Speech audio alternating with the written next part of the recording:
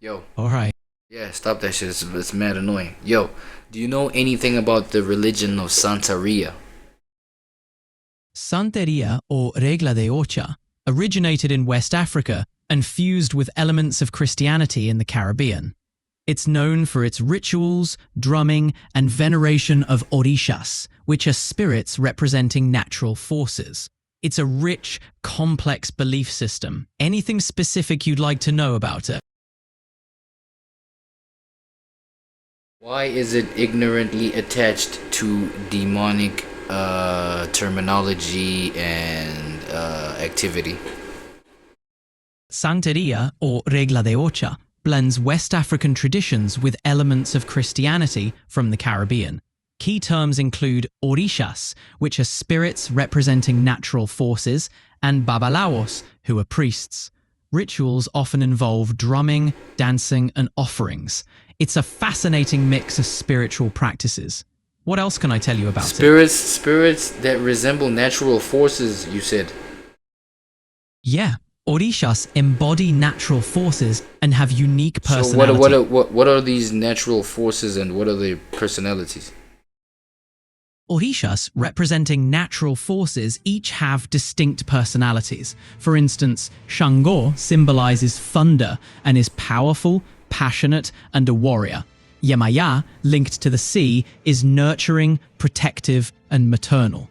Each Orisha's unique traits influence how followers connect with them. It's a fascinating blend So of would you say orishas are connected to the elements, the four elements? Sort of, but it's not an exact match to the four classical elements. Orishas are linked to a variety of natural forces and elements. How many orishas are there? There are said to be hundreds of orishas, but the exact number varies. So in would you say different would you say an orisha is like an energy signature? That's a good way to put it. Orishas can be seen as unique energy signatures, each representing specific aspects of life and nature. They're complex. Would you say they have specific form?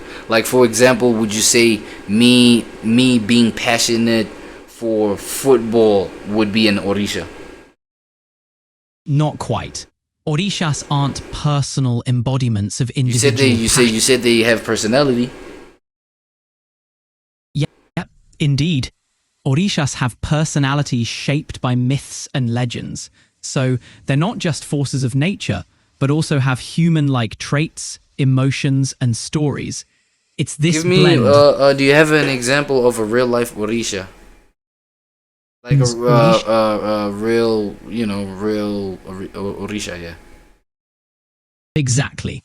Each Orisha's personality makes them feel real and relatable, like a distinct character in a story. It's what makes Santeria so rich and engaging. What sparked your interest in Orishas? The rapper Skrilla's connection to Santeria. Most likely, Santeria's rich blend of African, Caribbean, and Catholic influences keeps people interested in exploring its spirituality, rituals, and cultural significance. It's a fascinating, living tradition. Why is there why is there a pocket of people that call it demonic? Some people might label Santeria as demonic due to misunderstandings or fears about its rituals and spirit worship, often influenced by cultural bias or religious views. But for practitioners, it's a deeply meaningful and respected spiritual practice. Do you Celebrate think would you say it's a projection of the dark human psychology to ignorantly label something as demonic whereas it's just the fact that you're ignorant of it? Some people might label Santeria as demonic due to misunderstandings or fears about its rituals and spirit worship, often influenced by cultural bias or religious views. But for practitioners, it's a deeply meaningful and respected spiritual practice, celebrating a connection to ancestors. Do you think labeling it demonic ignorantly is a state of dark psychology? Dark psychology typically refers to the use of psychological principles for manipulation or unethical purposes. It's about understanding and exploiting human behavior for control or harm, often linked to manipulation tactics. It's a controversial topic due to ethical concerns. Intrigued by something specific about it? Yeah, do they go to church? In Santeria, practitioners often gather in temples or homes rather than traditional churches. They may participate in ceremonies, rituals, and offerings to honor the Orishas. It's a unique blend of African traditions and Catholicism. Intriguing, right? Yeah, it is. What are the people that practice in Santeria, right? Like, what's the base principle? Practitioners of Santeria believe in a supreme being called Olodumare and interact with the world through the Orishas, which are spiritual beings that represent aspects of nature and human life. So is Olodumare some sort of messiah, or is it the ultimate deity? Olodumare is regarded as the ultimate deity, the supreme being in Santeria. Unlike a messiah, Olodumare is more about creation and the source of all life, with Orishas acting as intermediaries between the divine and the earthly realms. It's a fascinating belief system. Nice. Okay, I get it. And where do they practice Santeria the most in the world? Santeria is most commonly practiced in Cuba, where it originated, but it's also found in other countries with Afro-Caribbean communities, like the... Okay, I get it. My boy co-pilot in the building, ladies and gentlemen, for a moral of the story, because I had to clarify this, man, before we go any further. Y'all can see I'm like 2.5 minutes into the video. I spotted the fact that, you know what I'm saying, like, it's probably a religious denomination or a religious group, like in terms of the person that this Aaron Page, content creator, right? He's from a certain religious group that would ignorantly, deem practices that Skrilla is a part of, which is the Santeria, right? According to this content here, right? So that's just an ignorant statement. But we just here for the psychology of the Skrilla guy, right? The Skrilla guy. Saying, I just want to hear deeply about that. He worships demons and he summons demons into people to harm people. Homie spoke about, okay, right? Summons demons. I think that maybe this may be an attempt for this guy to understand the Orishas. Orishas, alright? I'm learning, nigga. So it might just be a misunderstanding of Orishas, right? That symbolize natural forces, right? You know what I'm saying? Okay, cool. Specific, he worships Ogun and Yemeya, which number 6 is Ogun in the song, and number 7 in Santeria represents Yemeya, which is exactly what he is saying. Number 7 in Santeria. What is the number 7 in Santeria represent? Okay, this is one more question. Sure thing. Sure. What does the number 7 in Santeria represent? In Santeria, the number 7 often carries spiritual significance, representing divine wisdom, spiritual awakening, and a pursuit of inner truth. What's the life's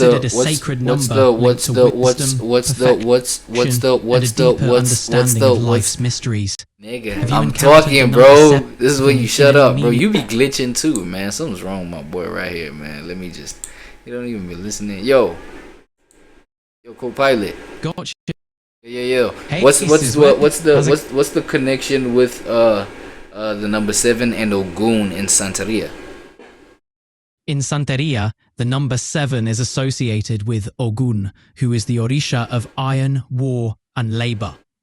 Ogun is often depicted with tools and weapons, and the number 7 symbolizes his powerful and transformative energy. This connection is reflected in rituals and offerings dedicated to Ogun. Do you find Santeria practices intriguing? And then what natural force does the number 6 represent or symbolize? What Orisha does it symbolize, the number 6? The number 6 is associated with Obatala, who is the Orisha of wisdom, purity, and creation. Obatala is considered the father of all Orishas and humanity, and is often linked with the color white, symbolizing peace and purity. So if we're talking the sequential number 6, 7, as per your explanation and their linkage to Orishas, the number 6 being, you said it stands for what again in terms of the Orishas? In Santeria, Obatala is the Orisha associated with the number 6. He's the Orisha of wisdom. So Oratala and Ogun would be 6, 7, correct? That's right. So as per your understanding of that combination, what would you make out of that combination? That's 6, 7. From your understanding of Santeria and its representation of Orishas. Santeria, also known as La Regla de Ocha, is a syncretic religion that originated in Cuba. It blends African Yoruba traditions. No. I'm saying I'm saying the connection of Oratala and Ogun. What would you make of that? Go. Got it. Obatala and Ogun have a complex relationship in Santeria. Obatala is the Orisha of wisdom and purity, while Ogun is the Orisha of iron and war. Their connection represents the balance between wisdom and force, showing that strength should be guided by wisdom. Their interplay can be seen in rituals and stories, emphasizing the need for both. Wisdom and force. Strength should be guided by wisdom. Okay, look, I might just be building my own conspiracy as to what I think, homie was meaning with that 6, 7, you know what I'm saying? And maybe that is what's being encrypted subconsciously in the psychologies of these kids, repeating 6, 7. Strength with the power of wisdom. Let wisdom guide your forces, your physical man, come on, bro. Like, you know what I'm saying? It might be that's what might be happening. But then again, it might be as ignorant as being demonic. Let's see. You know what I'm saying? Hold on. In the songs, and now your kids are chanting it. It's a reason he used the baby shark theme. It's a reason that your kids feel addicted and like they can't stop saying 6, 7. And in the songs, it's nothing but pills, drugs, and addiction. Jesus Christ could save witches and people out of witchcraft, and I pray that Skrilla gets radically saved from witchcraft and Santeria in Jesus' name, like many people are coming out of that false religion. Right. Okay, so Skrilla. False religion. Okay, again, ignorantly saying that, but like, yo, we're not here for the for the war, for the this religion versus that religion, right?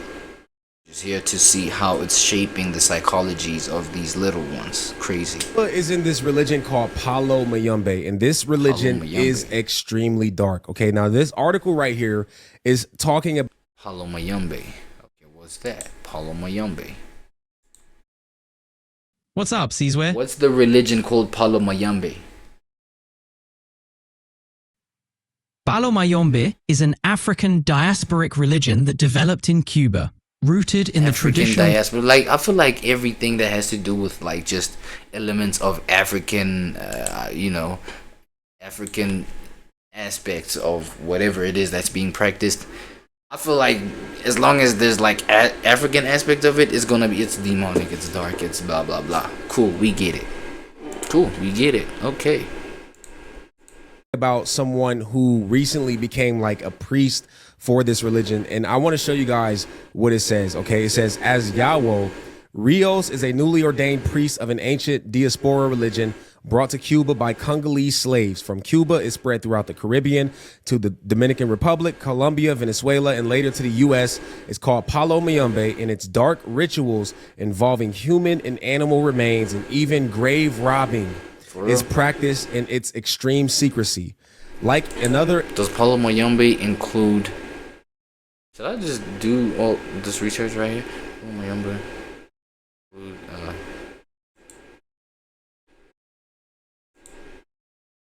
Hey, Caesar. Yo, what's the connection with Palo Mayombe, the practices of Palo Mayombe, and the remains of human and animals?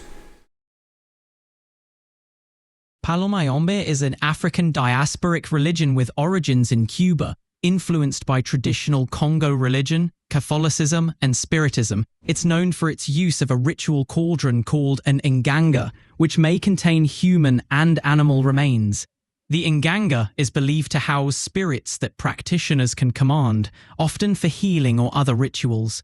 It's a complex tradition, often misunderstood, and its Palo Mayombe. Yeah. Okay, cool. Okay, what's next?